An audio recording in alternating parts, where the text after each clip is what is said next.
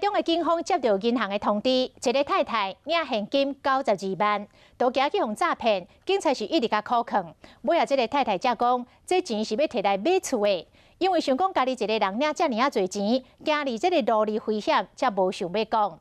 警方讲要过年咯，民众若是领大条钱，需要警察来保护，不管金额侪少，只要申请，警察拢会来提供到护钞的服务。 60多岁，这个姓蔡负责人去银行领92万的现金，关键加讲伊互骗去，问讲哪会要领遐济钱？关键敲电话和这个负责人的后生，才确定讲这92万真正是要摕来买厝的。这个负责人诈这个钱，关键马上启动护钞的服务，赔转去。警方讲，只要有需要，不管金额偌济，拢会使提出申请。 只要这个有大笔现金提领的，在安全上有顾虑的话，我们警方不会去设定。只要民众有安全上的顾虑，我们都会接受民众的申请。英国毛公庙因为添油香的伤济，就放伫派出所内面保管的。